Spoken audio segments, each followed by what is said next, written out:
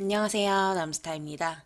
오늘 영상은요, 지난 시간 예고했던 대로 화성 국제테마파크에 대해서 살펴보도록 하겠습니다.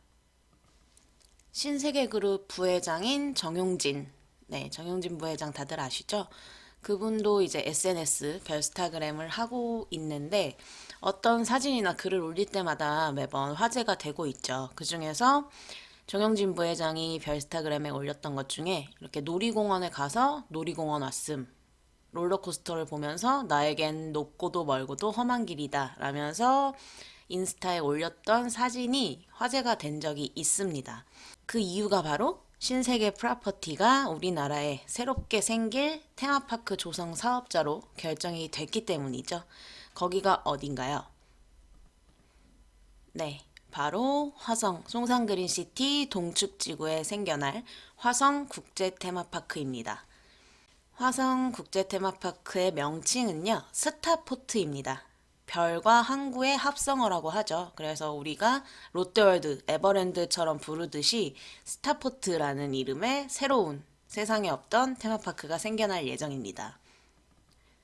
여러 기사에서 나왔고 알고 계시겠지만 이 화성국제테마파크는 수년간 표류했던 사업입니다. 한국수자원공사와 유니버설 스튜디오, 코리아 리조트 컨소시엄이 2007년 한국판 유니버설 스튜디오를 짓겠다고 양해각서를 체결을 했었지만 뭐 여러 가지 이유로 무산이 됐고 그 이후로도 한 차례 더 뭐 롯데그룹이나 대우건설 등이 참여해서 재추진됐었지만 결국 또 무산이 됐었던 사업이에요. 그러면서 다시 재추진되면서 이번에 신세계가 우선 사업자로 선정이 된 겁니다.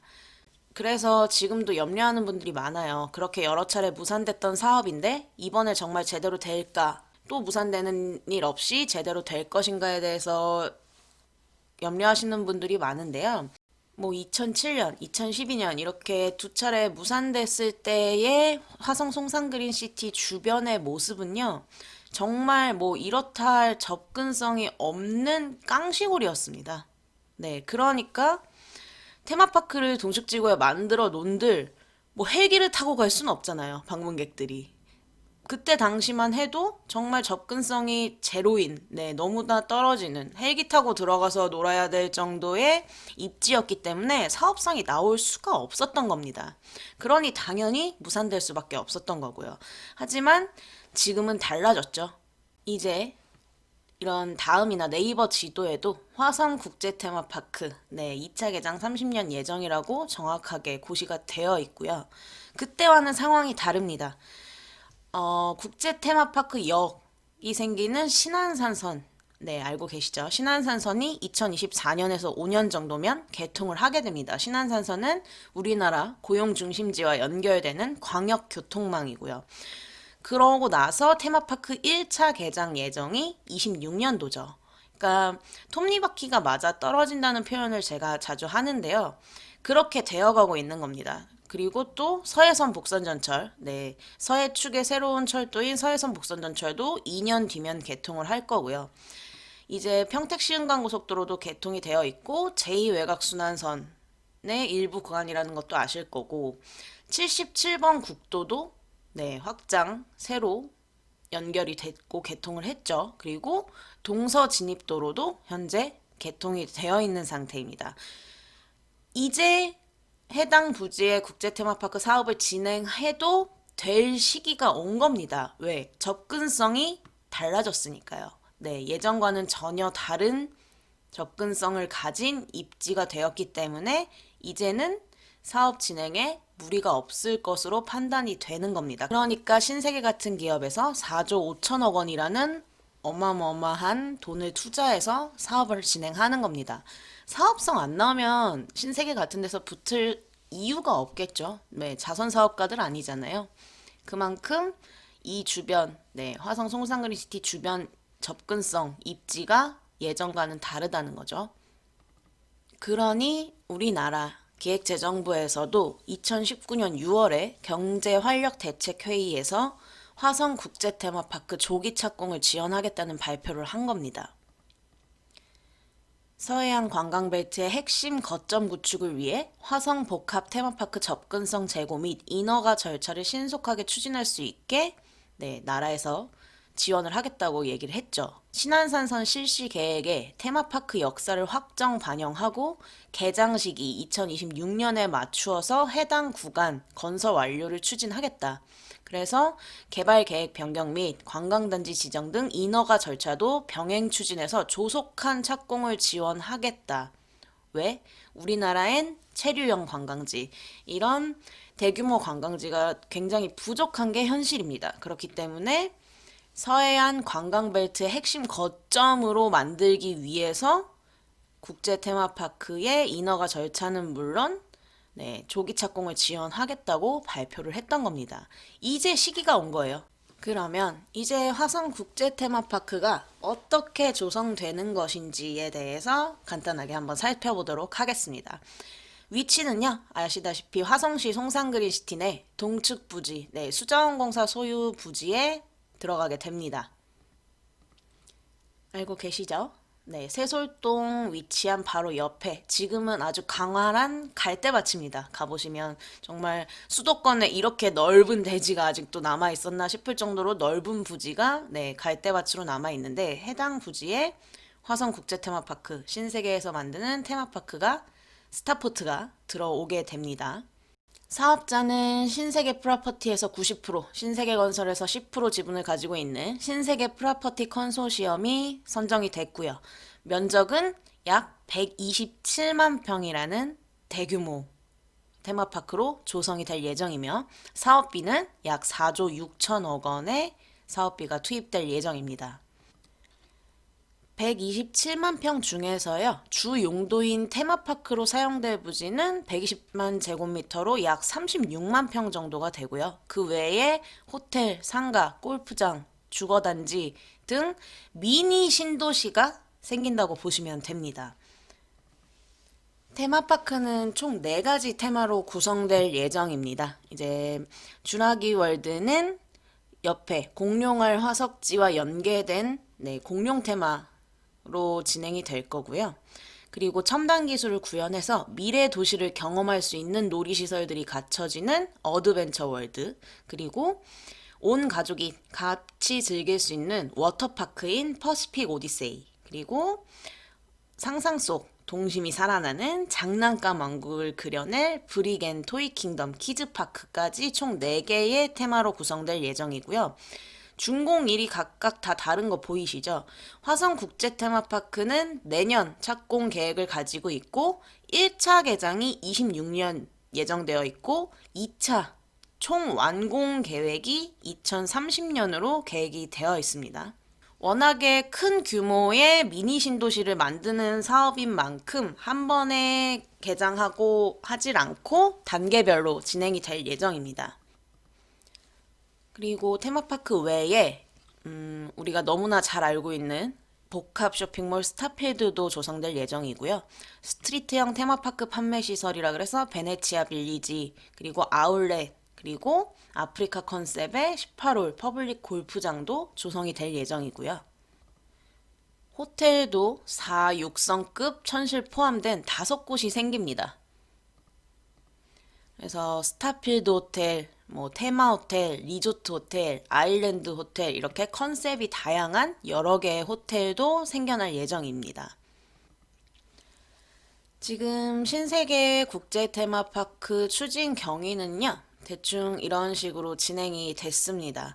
2019년 2월 28일에 신세계 프로퍼티 컨소시엄이 우선 협상 대상자로 선정이 됐고요.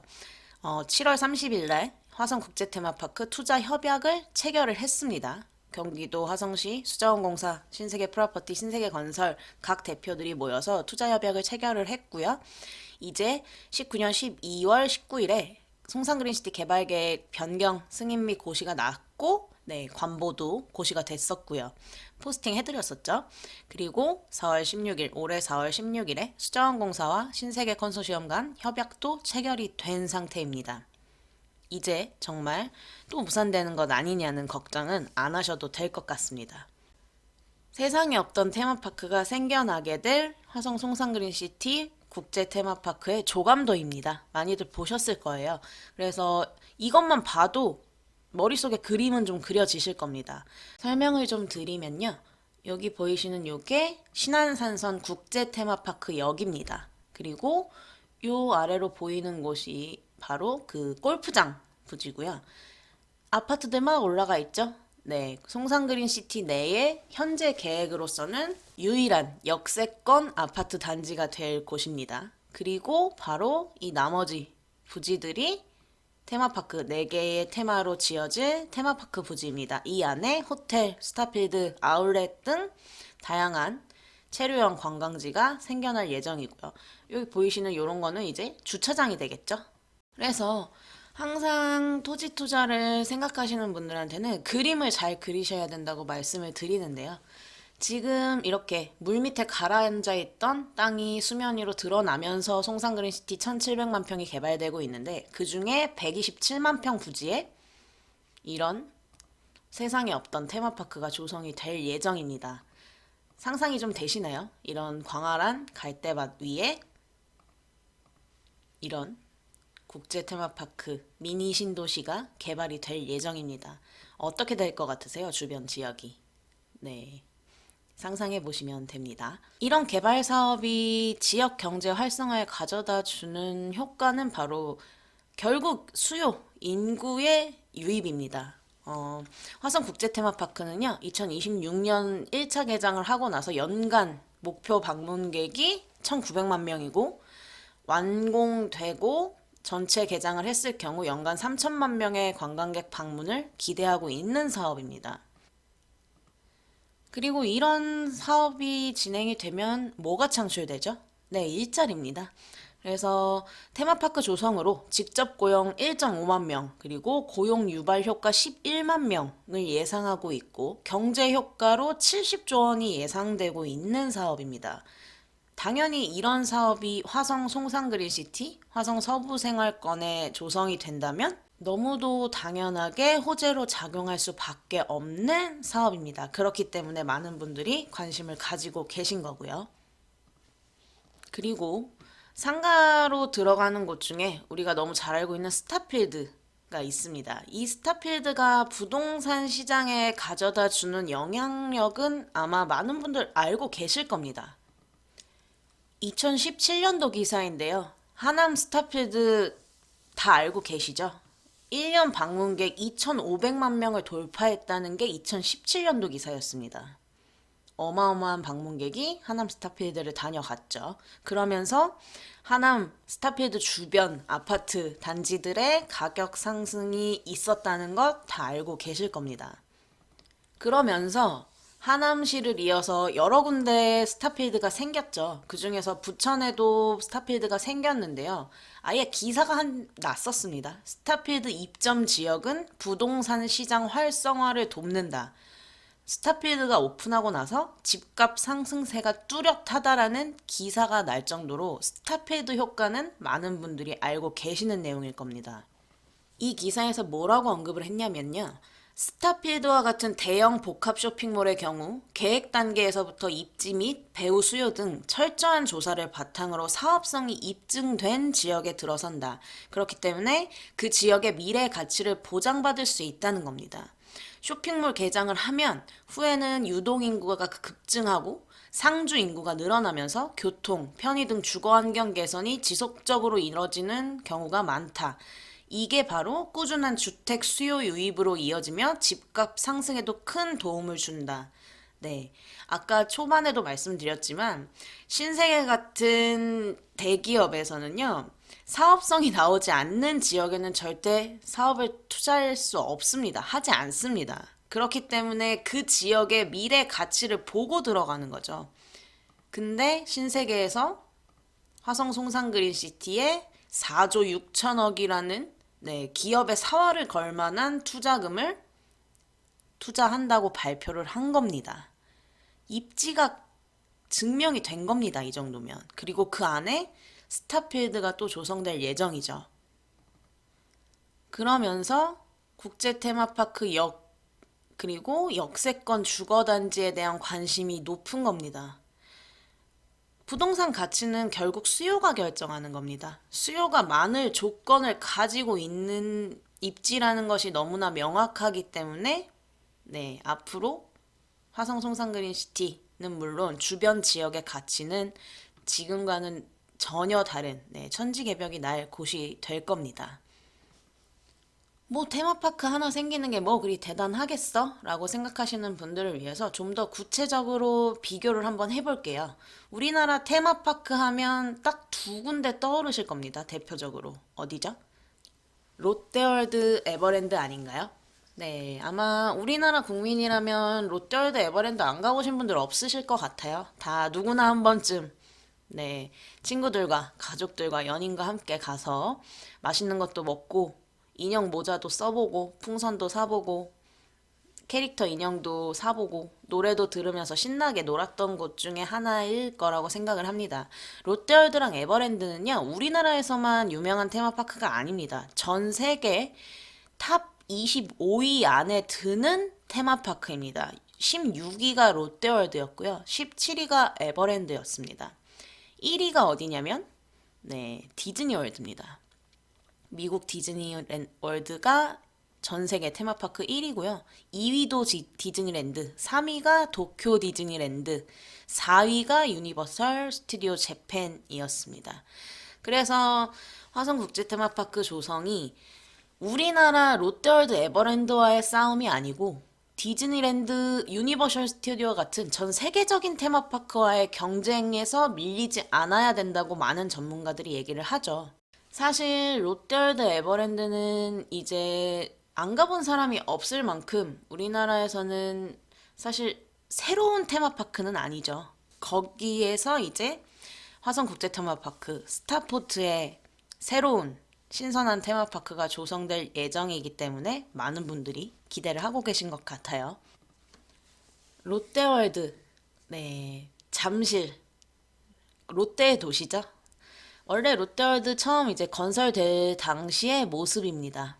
원래 잠실은 섬이었던 거 알고 계시죠?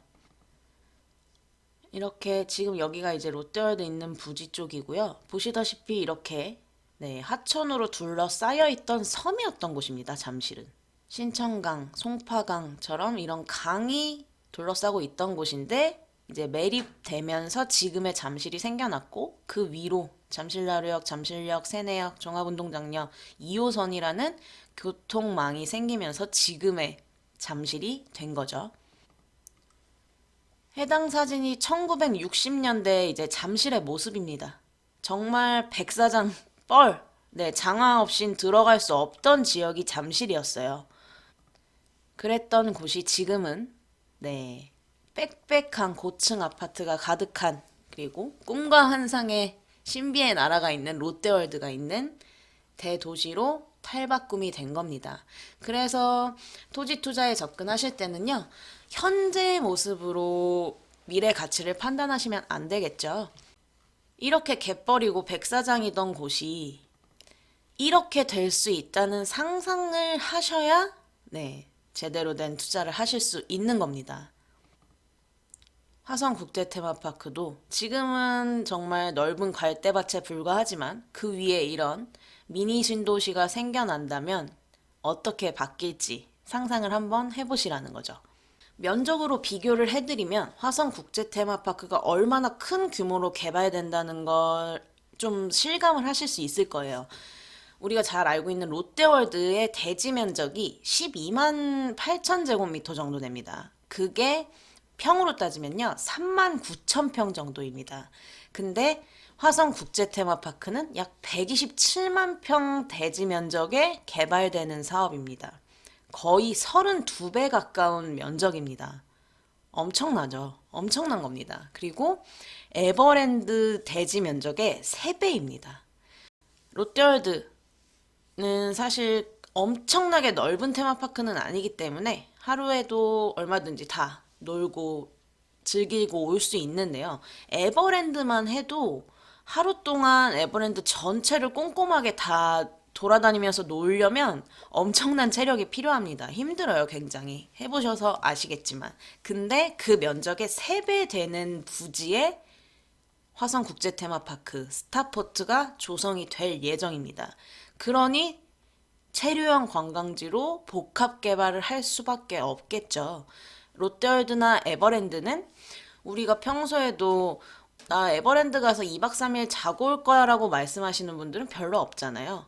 근데 화성국제테마파크는 나 거기 호텔에 2박 3일 동안 묵으면서 테마파크도 가고 워터파크도 가고 아울렛도 가고 스타필드도 가고 주변 시와오 일대에 많이 생겨난 관광지들 뭐 이번에 아시아 최대 규모의 인공 서핑장이라든지 요트, 승마 모든 관광 명소가 집중되고 있는 곳이 바로 이 시와오 일대죠. 그렇기 때문에 정말 며칠씩 자고 머무르면서 즐길 수 있는 체류형 관광 거점이 되고 있는 곳이 바로 이 송산 그린시티 그리고 시아오 주변 지역입니다.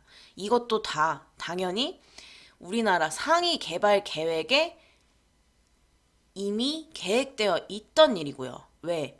이 인천국제공항이라는 거점, 교통 거점을 가장 빠르게 관문으로 통과하는 곳이 바로 수도권 서해안 지역이기 때문입니다. 그래서 이런 천혜의 자연 환경을 이용해서 서해안 벨트의 관광 거점으로 시어 지역을 개발하고 있는 겁니다. 그 사업의 일환 중 하나가 화성국제 테마파크 사업인 거고요. 그래서 인천국제공항에서 단순히 롯데월드, 에버랜드 스타포트와의 직선 거리를 연결해보면요. 누가 봐도 스타포트가 가장 가깝습니다. 직선거리상 롯데월드는 약 58km, 에버랜드가 68km 정도, 그리고 화성국제테마파크가 35km 정도가 나옵니다. 그리고 수도권 제2순환선이 연결이 되면요.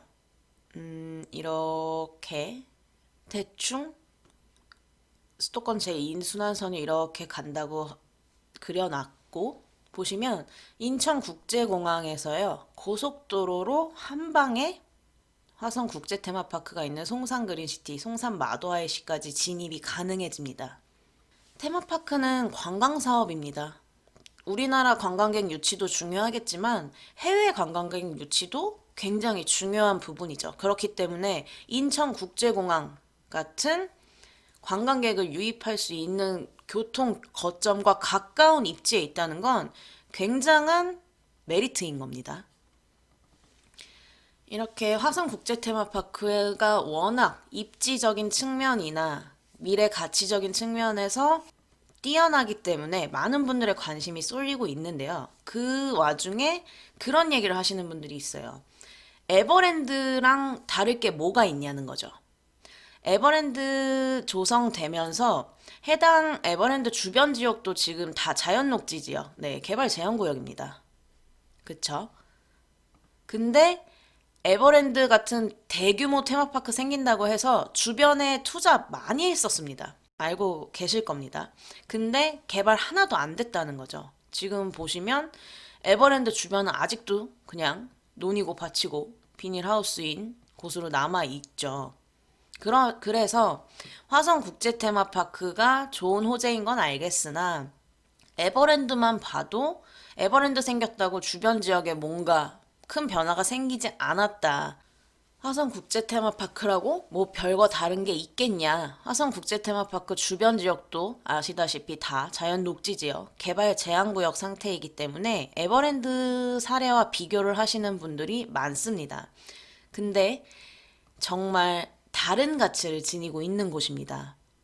에버랜드 같은 테마파크가 생겼다고 해서 이 주변 지역이 개발될 수 없었던 이유가 있죠.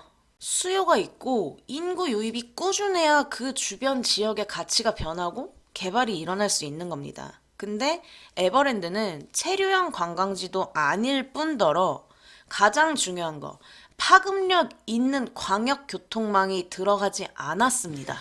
보이는 이 전대 에버랜드역 어떤 전철인지 아시죠? 에버라인, 네, 용인 경전철 라인입니다. 에버라인은요, 용인 기흥에서 전대 에버랜드까지 연결하는 용인 시내의 경전철 라인입니다.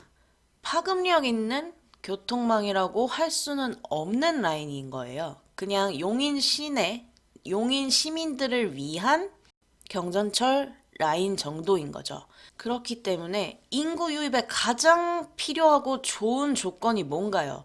파급력 있는 교통망입니다. 그런 교통망이 조성되지 않았기 때문에 꾸준한 인구 유입이라든지 수요가 폭발적으로 늘 수가 없었던 겁니다.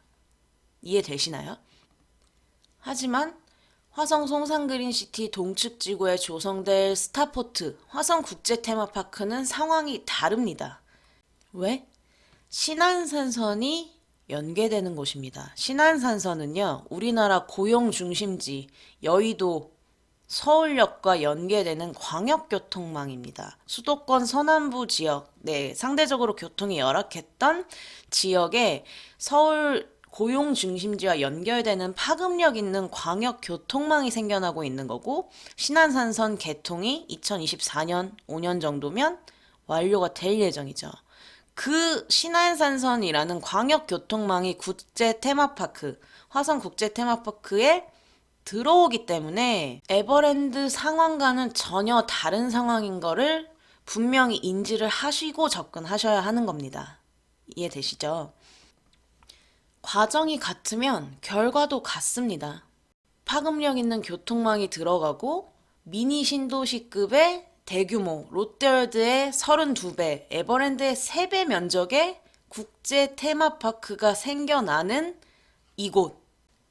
미래 경기도의 잠실이 될 곳이 바로 여기입니다. 그렇기 때문에 이런 미래 가치를 눈여겨보고 알아보시고 많은 투자자분들이 화성 송산그린시티로 몰리고 있는 겁니다. 이 국제 테마파크 사업은요, 화성시뿐만 아니라 대한민국 전체에도 엄청난 호재인 겁니다. 롯데월드, 에버랜드를 잇는 또 하나의 스타포트라는 테마파크가 생겨나는 겁니다. 국제 테마파크 호재 맞고요. 좋아질 지역이라는 것도 당연히 맞는 말이지만 더 큰 그림에서 보면 더 거점이 될 곳, 중심이 될 곳이 있기 때문에 투자의 방향성에 대해서 다시 한번 신중하게 체크하셔야 될 필요가 있다고 말씀을 드리는 겁니다. 지금 벌써부터 이런 문호리, 시내리, 장전리 같은 곳들을 원형지 투자로 접근하시면 안 되는 200, 300 이런 금액대에 파는 회사들이 나오고 있습니다. 절대 그렇게 투자하시면 안 됩니다. 아무리 국제 테마파크라는 호재가 있을지언정 그런 높은 금액대에 투자하시면 별 메리트가 없습니다. 그렇기 때문에 더 신중하게 접근하셔야 될 것 같고요. 이렇게 화성의 세상에 없던 테마파크, 신세계에서 만드는 국제 테마파크 스타포트가 어떻게 조성될 것인가에 대해서 간단하게 살펴봤습니다. 물론 세부적인 내용들이 엄청나게 많은데 영상을 너무 길게 만들 수 없기 때문에 최대한 압축해서 설명드린 점 이해해 주시고요. 더 세부적인 내용들은 제 블로그 남스타일 부동산 성공시대 블로그에 꾸준히 계속적으로 포스팅을 해왔기 때문에 블로그에서 확인해 주시면 될 것 같습니다. 차세대 경기도의 잠실이 될 곳 화성 국제 테마파크라는 중요한 호재 놓치지 마시고요. 투자에 접근하실 때에는 다시 한번 말씀드리지만 더 큰 그림 넓게 보고 투자 방향 설정하시는 것 주의하셔야 될 것 같습니다. 오늘 영상 여기까지 하겠습니다. 주말 잘 보내시고요. 감기 조심하시고요. 남스타였습니다. 많은